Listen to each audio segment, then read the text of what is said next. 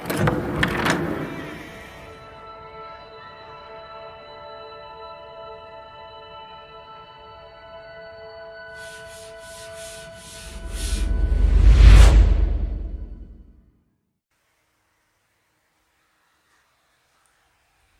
Everyone, I am Dhananjay from Dhananjay classes. और जैसा मेरे रेगुलर व्यूअर्स जानते हैं, आजकल मेरा डिस्कशन चल रहा है केमिस्ट्री की बेसिक कॉन्सेप्ट्स को लेकर। और इसके अंतर्गत मैंने आपसे अपने लास्ट वीडियो में डिस्कशन किया था difference between molarity and formality. I hope so आप लोगों ने उसे अच्छे से समझ लिया होगा। और उसके बाद मेरे पास मेरे वीडियो कमेंट्स के अंदर कई सारे बॉयज और गर्ल्स की एक क्वेरीज आई, सर हमें थोड़ा सा इलेक्ट्रोनेगेटिविटी और क्लियर करिए, क्योंकि हम लोग बड़े कंफ्यूज हो जाते हैं विद्युत ऋणात्मकता और ऋण विद्युतीय लक्षण के अंदर। तो सर ये भी क्लियर करिएगा हमें, ये ऋण विद्युतीय लक्षण क्या है और विद्युत ऋणात्मकता क्या है। तो चलिए इस वीडियो के माध्यम से we are going to discuss what is electronegativity.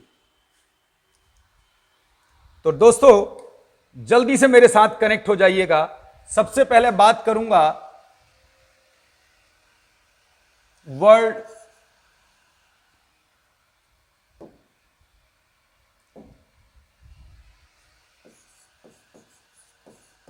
ऋण विद्युतीय लक्षण को लेकर। क्या होता है यह ऋण विद्युतीय लक्षण? ऋण विद्युतीय लक्षण का मतलब है किसी भी परमाणु द्वारा इलेक्ट्रॉन एक्सेप्ट करके नेगेटिव आयन फॉर्म करने की नेचर। इसे लिख के दिखाता हूं आपको जिससे आप मेरी बात समझें। किसी परमाणु द्वारा इलेक्ट्रॉन ग्रहण करके ऋण ion you know negative ion, ऋण आयन बनाने की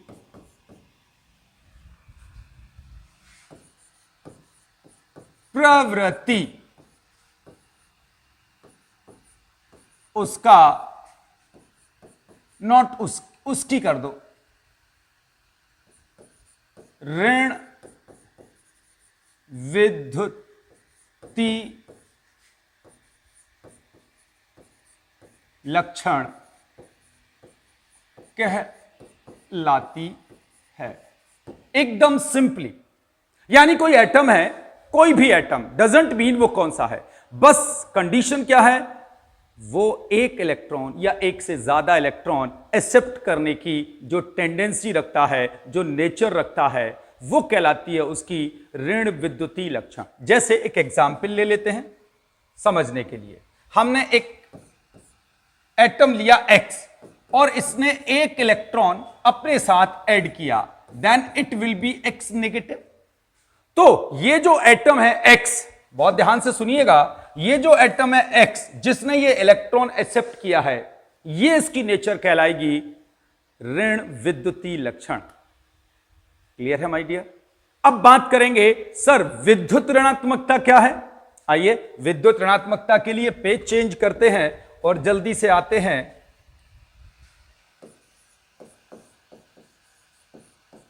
विद्युत ऋणात्मकता। जो मेरे इंग्लिश व्यूअर्स हैं,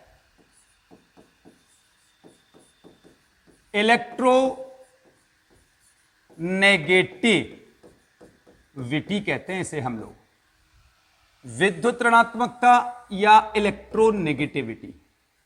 अब सवाल, सर ऋण विद्युतीय लक्षण और विद्युत ऋणात्मकता इन दोनों में डिफरेंस होता है? एग्जैक्टली एक माइनर डिफरेंस है दोनों में, वो शायद डेफिनेशन लिखते लिखते आपको समझ में आ जाएगा। आइए, सहसंयोजक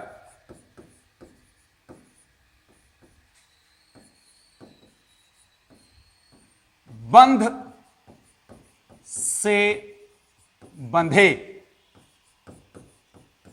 दो परमाणुओं में से एक परमाणु द्वारा साझे के इलेक्ट्रॉन युग्म यानी कि इलेक्ट्रॉन पेयर को अपनी ओर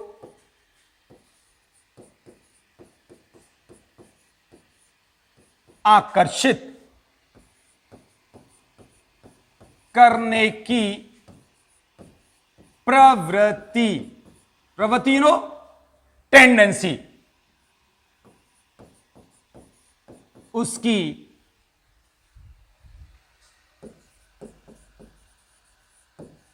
विद्युत ऋणात्मकता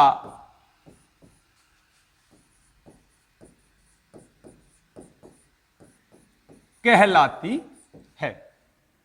यानी कि दो परमाणु हैं, उनके बीच एक कोवेलेंट बॉन्ड है, और कोवेलेंट बॉन्ड जब भी बनता है माय डियर्स, आप बहुत अच्छे से जानते हैं, वो हमेशा इलेक्ट्रॉन की शेयरिंग यानी इलेक्ट्रॉन के साझे से बनता है। तो जो साझे का इलेक्ट्रॉन युग्म है दोनों परमाणुओं के बीच, वो युग्म किसी एक परमाणु द्वारा अपनी ओर आकर्षित किया जाए तो ये उस परमाणु की इलेक्ट्रोनेगेटिविटी होगी। यदि अब भी मेरी बात समझ में नहीं आई तो एक explanation by the help of example. A and B are the two atoms, ये दो परमाणु हैं और इन्होंने आपस में एक दूसरे के साथ इलेक्ट्रॉन शेयरिंग कर ली है। This is the shared paired electron. ये क्या है? साझे का इलेक्ट्रॉन युग्म। अब ये इलेक्ट्रॉन युग्म ए या बी, इनमें से कोई सा भी एक एटम अपनी ओर आकर्षित करे, किसे? साझे के इलेक्ट्रॉन युग्म को। मान लेते हैं ये साझे का इलेक्ट्रॉन युग्म आकर्षित किया जाता है, एक एक्सप्लेनेशन दे रहा हूं माय डियर, ए के द्वारा। तो मेरी केमिस्ट्री कहती है, सुनिएगा समझिएगा, ये जो साझे का इलेक्ट्रॉन युग्म है वो लिटिल बिट ए की तरफ शिफ्ट हो जाएगा। समझना, लिटिल बिट ए की तरफ शिफ्ट हो जाएगा। जो अभी दोनों एटम्स के बीच में था, अब वो साझे का इलेक्ट्रॉन युग्म स्लाइटली शिफ्ट हो गया है ए की तरफ। My dear, this is known as electronegativity. यही कहलाती है विद्युत ऋणात्मकता। तो आज के बाद कोई हमसे पूछता है what is electronegativity, in nut and shell we can say electronegativity किसी भी कोवेलेंट बॉन्ड में उपस्थित एटम के द्वारा शेयर्ड पेयर्ड इलेक्ट्रॉन को अपनी ओर अट्रैक्ट करने की टेंडेंसी है, एक नेचर है। Is that clear?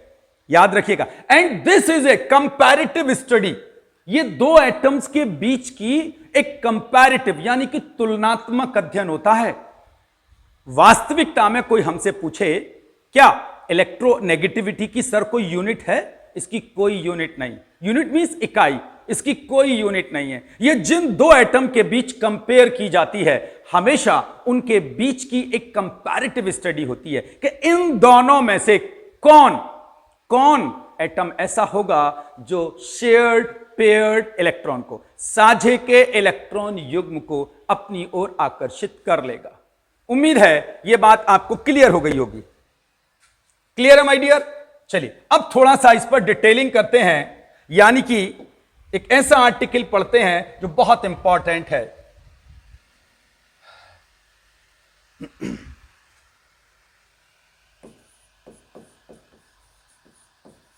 विद्युत ऋणात्मकता में आवर्तिता। अब आप कहेंगे सर ये आवर्तिता क्या होती है? कोई बात नहीं, in English it is known as periodicity in electronegativity। उम्मीद है अब आपको मेरी बात क्लियर हो गई होगी। What we are going to discuss, हम क्या पढ़ने जा रहे हैं माय डियर, उसकी बात करूंगा। यानी कि यदि आपने कभी पीरियोडिक टेबल देखी होगी तो periodic table is classified, is designed in the two major part. First periods यानी आवर्त, जो हमें लेफ्ट से राइट की ओर ले जाते हैं, या यूं कहिए राइट से लेफ्ट की ओर ले जाते हैं। And the second divideation is group, यानी कि वर्ग यानी समूह, जो हमेशा हमें अप से डाउन लेके आते हैं। तो यदि कभी हमने आवर्त सारणी को देखा हो बहुत सिंसियरिटी के साथ, तो आवर्त सारणी के अंदर दो भाग हैं, आवर्त और वर्ग। अब जानने की कोशिश करेंगे कि इन दोनों का क्या प्रभाव पड़ता है हमारी केमिस्ट्री के इस सेक्शन पर। तो फर्स्ट हम बात करेंगे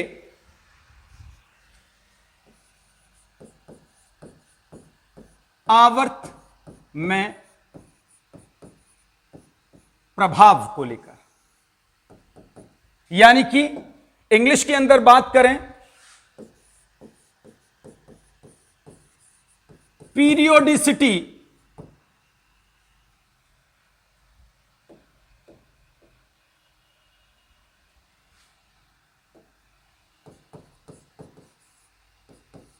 इन पीरियड, हमारा जो डिस्कशन है वो ये है। तो क्या है वो?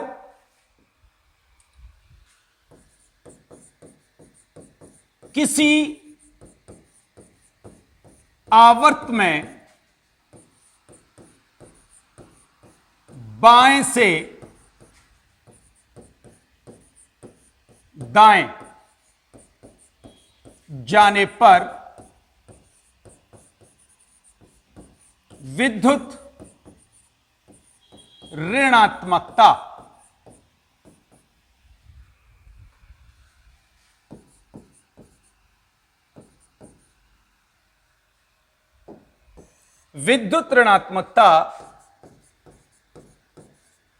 सदैव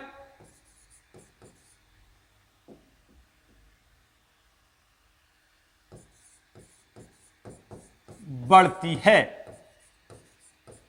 क्योंकि तत्व के परमाणु की त्रिज्या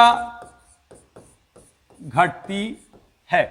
तो मेरे जितने भी व्यूअर्स मुझे देख और सुन रहे हैं, यदि कोई हमसे पूछता है कि भाई हम किसी भी पीरियड के अंदर किसी भी आवर्त में बाएं से दाएं जाते हैं तो इलेक्ट्रोनेगेटिविटी पर क्या चेंजेस आते हैं, तो जब भी हम किसी पीरियोडिक टेबल में देखें और उसके किसी पीरियड की स्टडी करते हैं, लेफ्ट टू राइट जाते हैं, तो हमेशा हमेशा उसकी जो इलेक्ट्रोनेगेटिविटी है वो बढ़ेगी। कोई पूछता है कारण क्या है, तो हमारा जवाब है जब हम किसी भी आवर्त में बाएं से दाएं जाते हैं तो हमेशा जो तत्व के परमाणु हैं उनकी जो परमाणु त्रिज्या है सदैव सदैव घटती है। तो परमाणु त्रिज्या घटने के कारण विद्युत ऋणात्मकता बढ़ती है। ठीक है, और दूसरी आती है हमारा प्रभाव सेकंड, वर्ग में प्रभाव, और इंग्लिश में कहते हैं इसे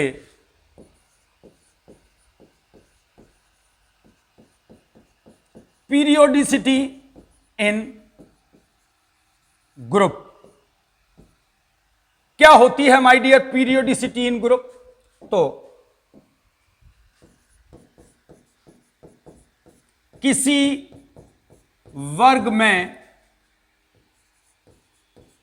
ऊपर से नीचे आने पर विद्युत ऋणात्मकता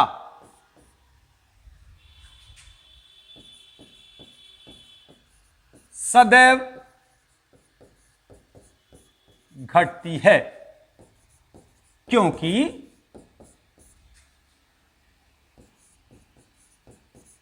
तत्वों के परमाणु की त्रिज्या बढ़ती है। So again if someone is asking, भाई कारण देकर बताइए इस बात को हमें कि जब हम किसी भी ग्रुप में अप टू डाउन आते हैं, ऊपर से नीचे आते हैं, तो उसकी विद्युत ऋणात्मकता पर क्या प्रभाव पड़ता है। तो माय डियर, जब भी किसी वर्ग में ऊपर से नीचे आएंगे सदैव सदैव विद्युत ऋणात्मकता घटेगी। क्यों? क्योंकि परमाणु की जो त्रिज्या है वो धीरे धीरे बढ़ती है।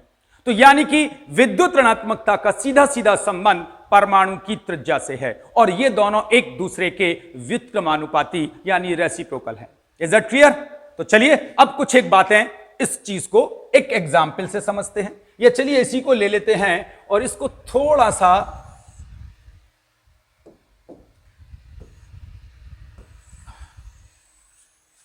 छोटा करके समझने की कोशिश करते हैं एक एग्जाम्पल से कि क्या सर वास्तविकता में जो आप बता रहे हैं उस पर बहुत ज्यादा अंतर आता है। So come with me my dears, एक एग्जाम्पल लेता हूं जो शायद आपको ज्यादा क्लियर कर दे। और क्या है एग्जाम्पल हमारा, लेट्स चेक। हम बात करेंगे यहां पर फर्स्ट ए की, और हम बात करेंगे यहां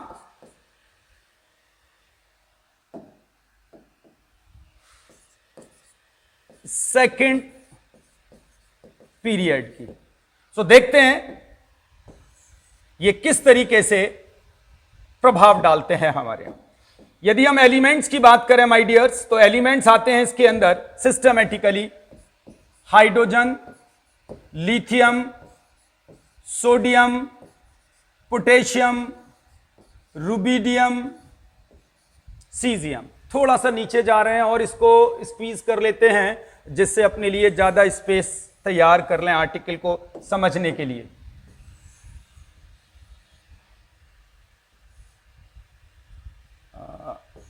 आई थिंक अब आप सबके लिए ये क्लियर विजिबल है। और अब इसके आगे चलते हैं लिथियम की तरफ। अब हम पीरियड में जा रहे हैं। लिथियम के बाद beryllium, boron, carbon, nitrogen, oxygen, fluorine और नियॉन। तो माय डियर, यदि आपने पीरियोडिक टेबल को बहुत अच्छे से देखा है तो आपने देखा होगा मैंने फर्स्ट एक ग्रुप को यहां थोड़ा सा लिख दिया है। अब आप कहेंगे सर सीजियम के नीचे फ्रेंशियम नहीं लिखेंगे, रेडियो एक्टिव होने की वजह से हम उसको इस कंसेप्ट से थोड़ा सा अलग कर लेते हैं। तो I know francium is there, लेकिन लिथियम इधर से बात करें सेकेंड पीरियड में, जब दूसरे आवर्त की बात करते हैं तो ये स्थिति है। ठीक है, अब हम देखते हैं इनकी स्टैंडर्ड वैल्यूज क्या हैं। यदि आप इस स्टडी पर जाएंगे एंड यू विल कैलकुलेट, तो लिथियम की होती है 1.0, बेरिलियम की 1.5, बोरोन की 2, कार्बन 2.5, नाइट्रोजन 3, ऑक्सीजन 3.5, फ्लोरीन 4 और नियॉन 0। याद रखिएगा, जब हम किसी भी पीरियड में, पीरियड यू नो आवर्त,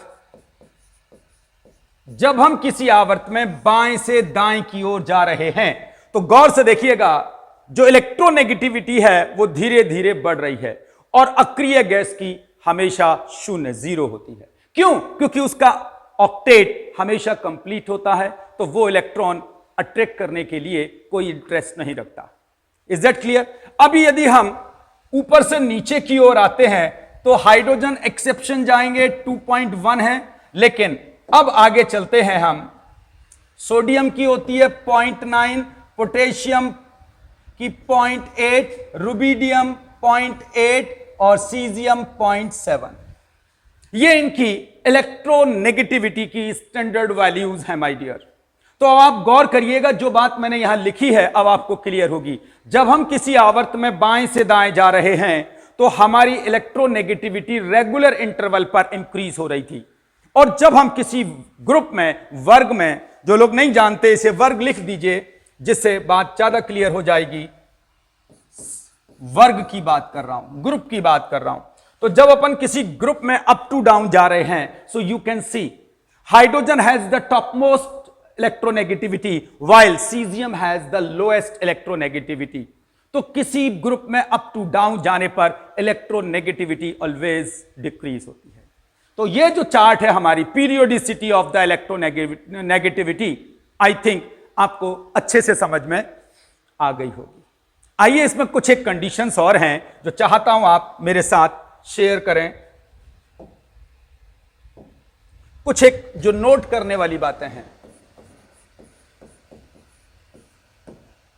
the first note I am going to write here,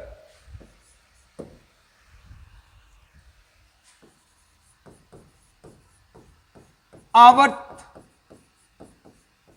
सारणी में सबसे अधिक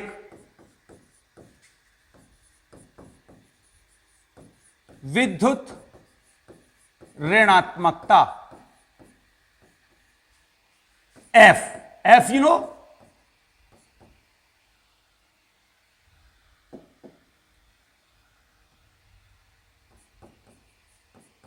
फ्लोरीन कितनी होती है 4.0, व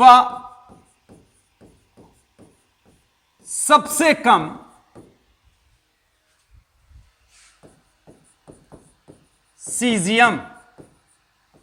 सीजियम यू नो CS बराबर 0.7।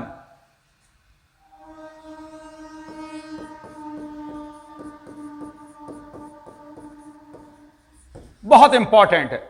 जब आप कॉम्पिटिटिव क्वेश्चन आंसर्स करेंगे तो आप इन क्वेश्चंस को देखेंगे। There are lots of objective questions related to this article that they are asking which one has the maximum electronegativity in the whole periodic table. Then you will say fluorine has maximum electronegativity and its value is 4. And if someone is asking which one has minimum electronegativity in the whole periodic table, my dears, you can say cesium is the element which has the lowest electronegativity in whole periodic table. याद रखिएगा, बड़ा important है competition के लिहाज से। Second point जो discuss करने जा रहे हैं अपन,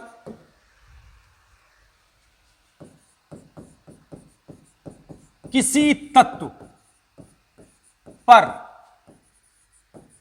धन, पूरी वर्ड लिखता हूं, ऑक्सीकरण संख्या, यू नो ऑक्सीडेशन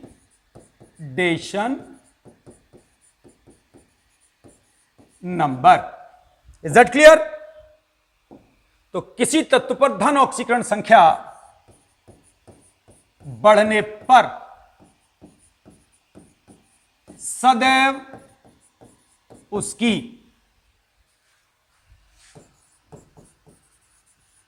विद्युत ऋणात्मकता बढ़ती है। और यदि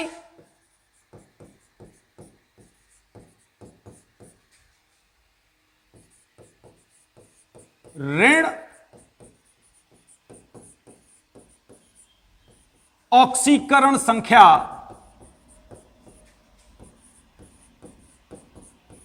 बढ़ती है तो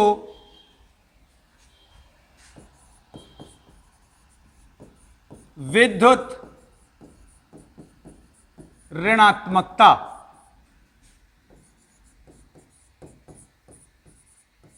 घटती है। अब इसे सुनने के बाद आप में से मेरे कई व्यूअर्स ऐसे होंगे जो ये कहेंगे सर ये बात क्लियर नहीं हुई। तो आइए एग्जाम्पल के माध्यम से कोशिश करता हूं आपको ज्यादा क्लियर करने की। एक एग्जाम्पल लेता हूं, जैसे if someone is asking sir Fe+3 और Fe+2 हम ये दो आयन लें तो क्या आप बता सकते हैं किसकी इलेक्ट्रोनेगेटिविटी ज्यादा होगी? तो यदि आप गौर से देख रहे हो मेरे एग्जाम्पल को तो देखिएगा, शायद आप मेरी बात ज्यादा अच्छे से समझ लेंगे। जिसकी धन ऑक्सीकरण संख्या मैंने मार्क किया है, धन ऑक्सीकरण संख्या बढ़ेगी तो उसकी इलेक्ट्रोनेगेटिविटी बढ़ेगी। यानी इन दोनों में यदि कोई मुझसे पूछता तो मैं कहता Fe+3 की इलेक्ट्रोनेगेटिविटी Fe+2 से ज्यादा होगी, क्योंकि इस पर ऑक्सीडेशन नंबर +3 है, इसका +2। सर एक एग्जाम्पल और ले लीजिए, चलिए एक एग्जाम्पल और लेते हैं। सर यदि हम पर Sn+4 हो और Sn+2 हो तो इन दोनों में किसकी इलेक्ट्रोनेगेटिविटी ज्यादा होगी? अगेन यू कैन सी धन ऑक्सीकरण संख्या दोनों में से किस पर ज्यादा है? +4। इसीलिए इन दोनों के अंदर इसकी ज्यादा होगी। So this is example number 1, this is example number 2। अब एक थर्ड एग्जाम्पल लेते हैं जो शायद हमारी बात को ज्यादा क्लियर करेगा। सर सल्फर -2, सल्फर -4, इन दोनों में इलेक्ट्रोनेगेटिविटी कोई मुझसे हमसे पूछता है तो सर इसमें किसकी इलेक्ट्रोनेगेटिविटी ज्यादा होगी और किसकी कम? तो my dear again I will say just see the statement which I have written here. जिसकी ऋण ऑक्सीकरण संख्या बढ़ती है तो उसकी विद्युत ऋणात्मकता घटती है। तो बढ़ किसकी रही है? इसकी। तो यानी कि इसमें इन दोनों में सल्फर -2 की विद्युत ऋणात्मकता सल्फर -4 से ज्यादा होगी। तो उम्मीद है ये स्टेटमेंट, ये लाइन मेरी क्लियर हो गई होगी। तो यदि जब आप ऑब्जेक्टिव न्यूमेरिकल्स करेंगे कंपटीशन के, तब आपको पास ये ऑप्शन आएगा, बताइए इनमें से किसकी इलेक्ट्रोनेगेटिविटी ज्यादा है। तो धन के केस में जिसकी पॉजिटिव चार्ज ज्यादा होगा उसकी इलेक्ट्रोनेगेटिविटी ज्यादा है, और ऋण के केस में जिसका नेगेटिव चार्ज लोएस्ट होगा उसकी इलेक्ट्रोनेगेटिविटी ज्यादा होगी। आइए और कुछ एक स्टेटमेंट आपके साथ डिस्कस करता हूं जो बहुत इंपॉर्टेंट है, जो आपको समझने होंगे माय डियर।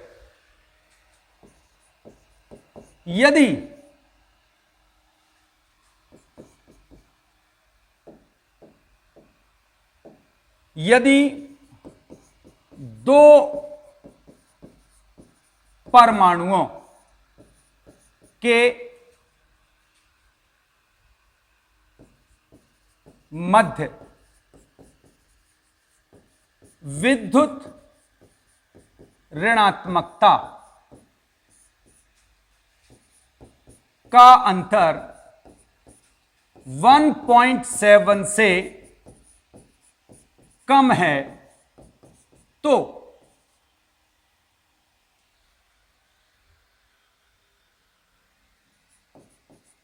इनसे बनने वाला यौगिक सह संयोजी होगा।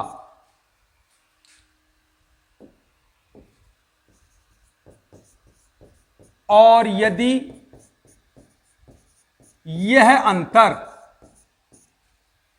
1.7 से 2.1 के मध्य हो तो यौगिक में 50% आयनिक व 50% सह संयोजी गुण होंगे।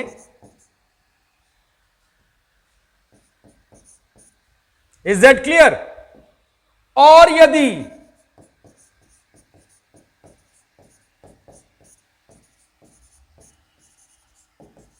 यह अंतर 2.1 से अधिक हो तो वह यौगिक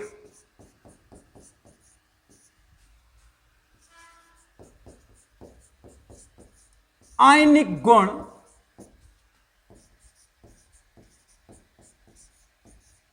प्रदर्शित करेगा। बहुत इंपॉर्टेंट है my dear. If you are looking forward to take your competitive examinations and you are getting there a lots of questions regarding that, sir मुझे 2 कंपाउंड्स दिए गए थे और मुझे कहा गया था बताइए इसमें कौन ज्यादा कोवेलेंट नेचर रखता है, कौन कम, या कौन इलेक्ट्रोनेगेटिव इलेक्ट्रोवेलेंसी नेचर ज्यादा रखता है या आयनिक नेचर ज्यादा रखता है, कौन कम। तो आपको कुछ नहीं करना माय डियर, आप उन दोनों एलिमेंट्स की इलेक्ट्रोनेगेटिविटी के डिफरेंस को चेक करें। यदि उन दोनों एटम्स के इलेक्ट्रोनेगेटिविटी का डिफरेंस 1.7, यू कैन सी 1.7 से कम है, तो कह दीजिए इन दोनों एटम के कॉम्बिनेशन से बनने वाले कंपाउंड्स की नेचर कोवेलेंट सहसंयोजी ज्यादा होगी। और यदि उन दोनों एटम्स की इलेक्ट्रोनेगेटिविटी का डिफरेंस इन बिटवीन 1.7 टू 2.1 आ रहा है, तो यू कैन से सर इन दोनों एटम के कॉम्बिनेशन से बनने वाले कंपाउंड की नेचर 50% आयनिक एंड 50% कोवेलेंट होगी, यानी कि 20% वैद्युत संयोजी वाली नेचर, 50% वैद्युत संयोजी वाली और 50% सहसंयोजी वाली लक्षण दिखाएगा। और यदि उन दो एटम्स की इलेक्ट्रोनेगेटिविटी का डिफरेंस 2.1 से ज्यादा आ रहा है, तो ब्लाइंड होकर कहिए ये जो कंपाउंड बनेगा इसकी नेचर आयनिक ज्यादा होगी, कोवेलेंट कम। याद रखिएगा माय डियर, कंपटीशन के अंदर lots of questions will be raised on this topic. ठीक है, आगे चलता हूं, एक और नोट, बड़ी इंपॉर्टेंट बात बताना चाहता हूं आप सबके लिए। फोर्थ नोट पर डिस्कशन करने जा रहा हूं। यदि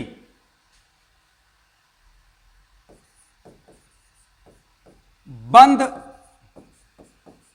बनाने वाले दोनों परमाणुओं की विद्युत ऋणात्मकता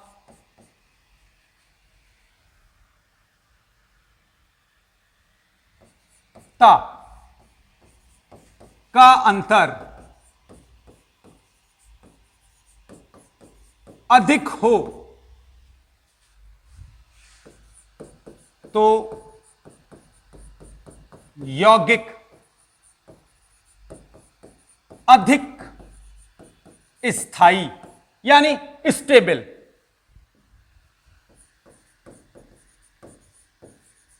अधिक स्थायी होता है तथा उसके गलनांक व क्वथनांक यानी कि melting point and boiling point अधिक होते हैं। उम्मीद करता हूं आप मेरी इस बात को समझ पा रहे होंगे। जैसे एक एग्जाम्पल लेके बात समझने की कोशिश करते हैं। हमारे पास सर 2 कंपाउंड्स हैं, हाइड्रोजन एंड फ्लोरीन से बना एक कंपाउंड HF और एक है हमारे पास H और Cl से बना compound HCl। This is hydrogen fluoride, this is hydrogen chloride. उम्मीद है आप लोग जानते हैं दे आर कोवेलेंट कंपाउंड्स। अब बात करेंगे सर इन दोनों में से कौन सा अधिक स्टेबल होगा और क्यों।